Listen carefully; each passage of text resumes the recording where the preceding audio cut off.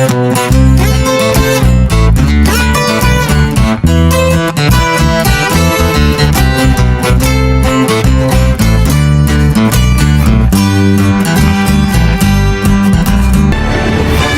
nomine Patris et Filii et Spiritus Sancti.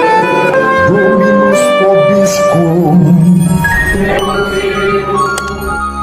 Sahabat peradaban kasih ekologis yang terkasih, selamat berjumpa dalam renungan harian bersama saya Romo Alois Budi Purnomo PR melalui channel ini. Semoga panjenengan selalu sehat, tetap semangat tanpa sambat, dan selalu bahagia kebahagiaan yang bersumber dari Tuhan Allah kita. Mari kita awali perjumpaan kita dengan bersatu di dalam doa.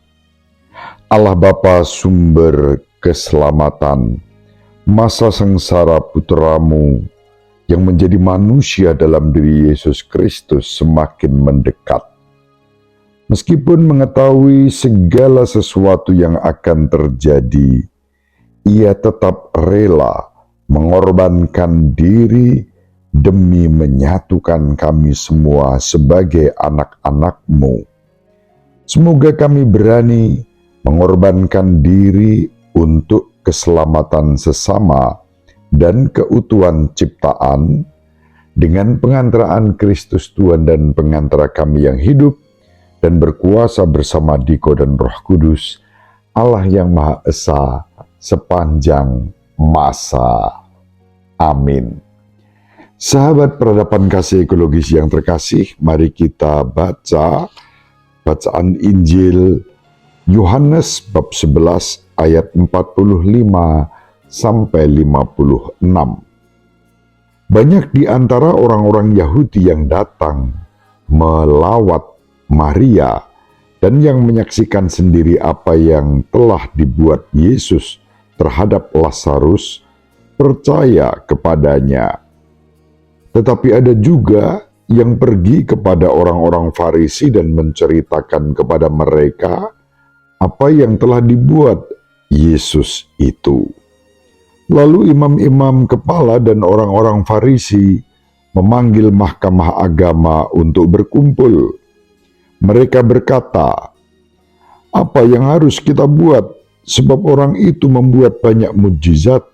Apabila kita biarkan dia, maka semua orang akan percaya kepadanya. Lalu orang-orang Roma akan datang dan merampas tempat suci kita serta bangsa kita." Tetapi seorang di antara mereka, yaitu Kayafas, imam besar pada tahun itu, berkata kepada mereka, "Kamu tidak tahu apa-apa, kamu tidak insaf bahwa lebih berguna bagimu jika satu orang mati untuk bangsa kita daripada seluruh bangsa kita ini binasa." Hal ini dikatakan Kayafas bukan dari dirinya sendiri, tetapi sebagai imam besar pada tahun itu. Ia bernubuat bahwa Yesus akan mati untuk seluruh bangsa, bukan untuk bangsa itu saja, tetapi juga untuk mengumpulkan dan mempersatukan anak-anak Allah yang tercerai-berai. Mulai dari hari itu, mereka sepakat untuk membunuh Yesus. Karena itu Yesus tidak tampil lagi di muka umum di tengah orang-orang Yahudi. Ia berangkat dari situ ke daerah dekat padang gurun, ke sebuah kota yang bernama Efraim. Di situ ia tinggal bersama murid-muridnya. Waktu itu hari raya Paskah orang Yahudi sudah dekat, dan banyak orang dari negeri itu berangkat ke Yerusalem untuk menyucikan diri sebelum Paskah itu.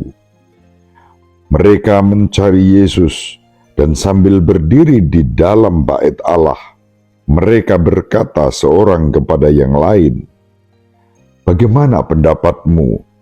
Akan datang jugakah ia ke pesta?" Demikianlah sabda Tuhan. Terpujilah Kristus.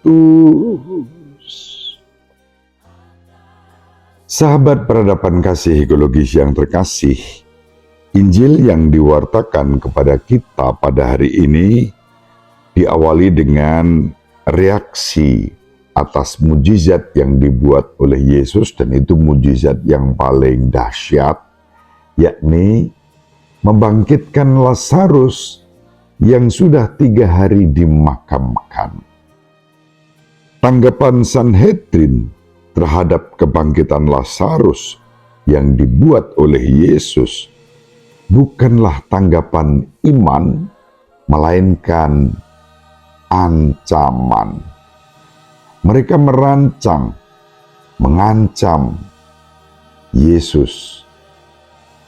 Mujizat yang dibuat Yesus pun diterima sebagai ancaman, sebab mereka khawatir kehilangan masa, kehilangan pengikut, dan kehilangan tempat ibadah. Sahabat peradaban kasih ekologis yang terkasih, orang-orang itu menyadari bahwa Yesus sedang melakukan tanda-tanda yang sangat istimewa. Namun, alih-alih memilih untuk tetap berada, alih-alih untuk menerima dan mengimani Yesus, mereka justru tetap tinggal di dalam kegelapan, di dalam kebutaan mereka. Kita bisa membandingkan dengan Injil Yohanes bab 9 ayat 34-41. Mereka memandang semua mujizat yang terjadi dari sudut pandang yang berbeda. Mereka cemas. Maka alih-alih mengimani Yesus, mereka justru berusaha untuk membunuh Yesus karena mujizat-mujizat yang dibuat oleh Yesus menjadi ancaman bagi mereka. Sahabat peradaban kasih ekologis yang terkasih, dikatakan di dalam Injil bahwa mereka takut kehilangan tempat ibadah, takut kehilangan tanah. Kalau kita membaca di dalam kitab suci, tema tentang bangsa dan tanah juga menjadi tema sentral dalam bacaan pertama hari ini dan juga bacaan pertama kemarin. Kemarin kita membaca bagaimana Abraham diberi janji, yaitu tanah perjanjian, dan Bapak Abraham diberi janji akan menjadi bangsa yang besar. Aku akan menjadikan kamu berbangsa-bangsa, dan raja-raja akan muncul darimu. Aku akan memberikan kepadamu dan kepada keturunanmu setelah kamu tanah tempat tinggalmu, seluruh tanah Kanaan menjadi milik kekal. Kitab Kejadian bab 17 ayat 6 dan ayat 8. Sahabat peradaban kasih ekologis yang terkasih, janji kepada Abraham ini kemudian diangkat menjadi sebuah perjanjian. Aku akan mengikat perjanjianku antara aku dan kamu serta keturunanmu setelah kamu turun-temurun untuk suatu perjanjian yang kekal, untuk menjadi Allah bagimu dan bagi keturunanmu setelah kamu. Kitab Kejadian bab 17 ayat 7. Sahabat peradaban kasih ekologis yang terkasih, nubuat Nabi Yeskiel dibuat ketika janji yang diberikan kepada Abraham tentang tanah dan dinasti kerajaan tampaknya gagal. Kerajaan Daud terpecah. Israel sudah lama berada dalam pembuangan. Yerusalem pun telah jatuh. Itu yang dicatat dalam kitab Nabi Yeskiel bab 33 ayat 21. Bait suci dijarah dan Raja Yehuda telah digulingkan. Dan dalam keadaan itu yang tercerai-berai, Allah berjanji akan ada Daud baru. Mereka tidak akan lagi menjadi dua bangsa dan tidak akan lagi terpecah menjadi dua kerajaan.